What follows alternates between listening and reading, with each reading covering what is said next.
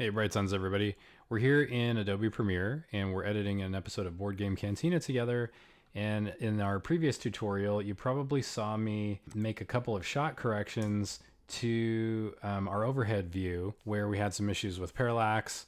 We were able to stretch the image and correct that, but I still have some changes I want to make to my other 3 camera angles. You may also recall we collapsed all 4 of the source clips into what we call this multi-camera sequence, and that is what I could ultimately come in here and start cutting with the razor blade tool when I'm ready to start editing the episode together. But I'd like to make the rest of these corrections before I do that. The problem is I need to see the individual clips, not this consolidated clip. So how do I do that? Well, look over here in the project panel and you'll see there's 2 different sequences marked multicam gameplay. This is the gameplay part of the show, but I've marked them edit and source. And the one that we're looking at right now is the edit sequence, because that's the one I'm going to cut up later. The source sequence is the one where we can still get at the underlying clips and make changes to them individually, since all my shot corrections need to be a little bit different from each other. Now, before I start doing that, there's a good moment to talk about 4K resolution. I've had a lot of friends ask me, are you filming in 4K?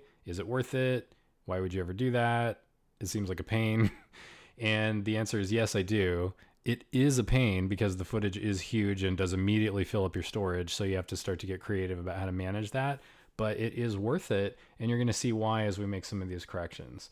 So let me make the change to my edit sequence. This is the sequence that we're ultimately going to render out from. And we're going to be rendering to HD resolution, which is 1920 by 1080. So if I come up here to my sequence settings, you'll see the frame size is set to 4K resolution, 3840 by 2160.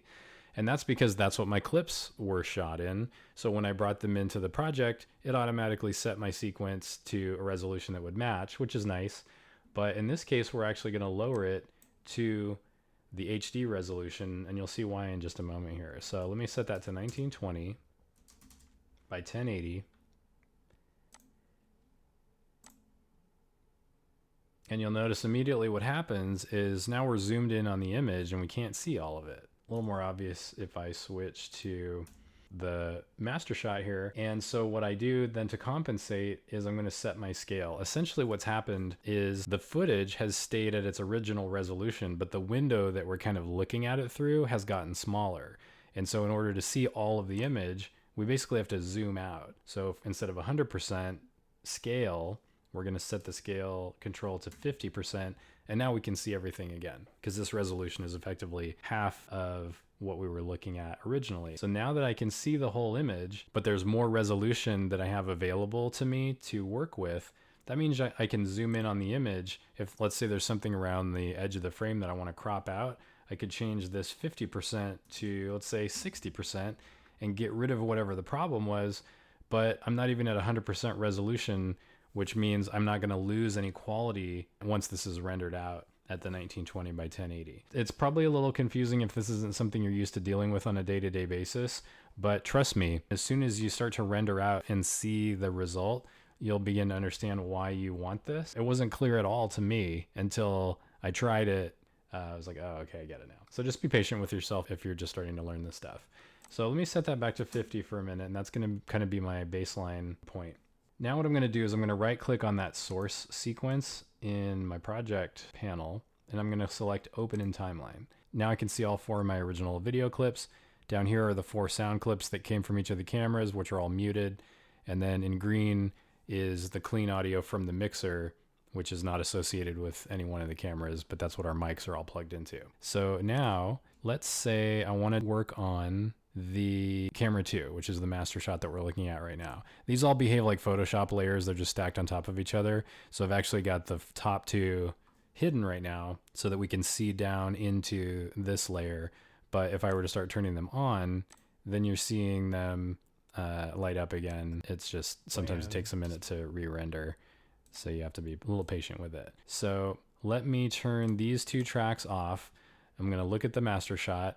And the correction I want to make is related to the horizon. So it's just a rotation issue. It's more pronounced on this right-hand window shade. I'm not going to be able to get it perfect because of how the camera is looking at the room. It's off axis a little bit, so we won't fix it perfectly. Also, this window may just not be 100% straight, but let's take a look. So if I just go up here to rotation, if I were to just rotate like 1 degree, even that's pretty close. It's actually slightly too much.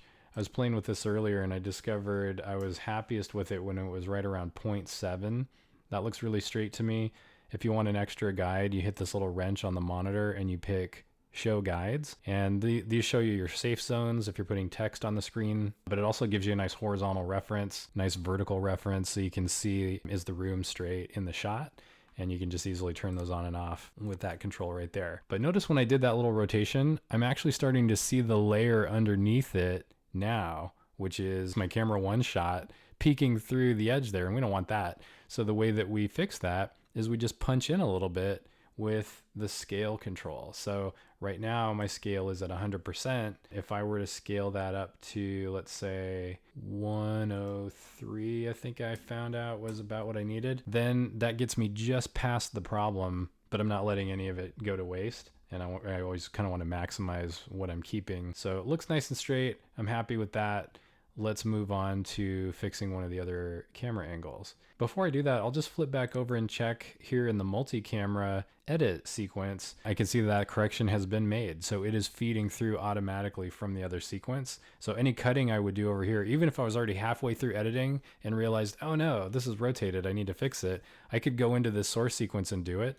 And that change would then be applied to all of my cuts I'd already made. So it's not like you missed an opportunity if you didn't do it at the beginning. I just really like to, so I can stop thinking about it. So over here in the source sequence, I'm gonna unhide track 3. This is the track where we're kind of looking at Bridget's side of the table. I don't know what possessed me to do this, but this angle has a ton of negative space in it, which we don't need. I think part of the issue when I set the camera is I maybe hadn't set the game up yet and didn't know how much of the table it was gonna need to use, and didn't want to miss anything. So I don't know, better safe than sorry. But let's punch in and cut out anything that's not interesting.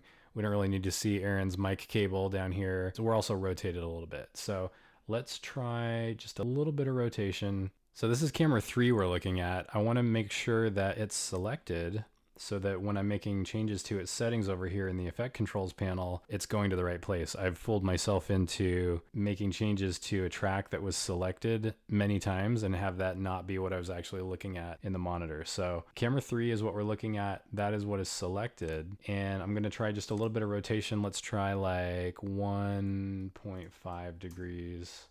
Yeah, that looks a little bit better. It's subtle. If I turn my guides back on again, I'll use the C stand for comparison, even though we're about to crop that out. Looks pretty straight. And then I'm gonna try zooming in. Again, you can just grab it and drag if you wanna just style of improv. Have a chance to play with it. No, and. The main thing is I need to get past where the rotation reveals the shot behind it. I just need to be zoomed in further than that. Now we're actually going to do more in this case because we've got so much unused space off to the left there. So I think I decided for camera 3, 147% scale was about what I liked. And then all I need to do to get Aaron back in the frame is just shift my X value for the position a little lower so he comes over to the left. And then I'm using my guides to kind of position Bridget so she's right on the edge of that zone. Most of Aaron is right here, the part of Aaron that we care about. And I think I wanted to land on something right around 1045. I think I liked. Yeah, that's pretty decent. You can even see me peeking through a little bit there. So I think that's a decent shot. Everything looks pretty straight vertically when I look at the artwork on the walls. Again, not going to be able to get it perfect, but really what we want showcased here is the game, because that's what we're here to talk about. Okay, so that's it for camera 3. Let me hide camera 3 and camera 2, and then the last one we'll fix at the bottom of the stack here is camera 1. So again, I'm going to make sure it's selected. So those are the settings that I'm seeing over here, and I'm gonna go ahead and just trying to zoom in past the C stand, which is what's holding the camera for the overhead view. There's kind of no getting around it being in the shot in some form the way this room is, but I discovered 135 was about what I needed. You can actually still see it a little bit over here, so I'm just gonna slide the image to the right just enough to bump it out of the frame, and then she's kind of got an equal amount of negative space to her right compared to what he has. It's not exact, but they're about where I want them. I like being able to see the top of Ahsoka's head. Like, I feel like this shot is about what I want. I had done a little bit of rotation here earlier, just to feel like the table is nice and straight. So I think we've got all our changes. Again, I come back to the multi-camera gameplay edit sequence, which I'm going to be cutting.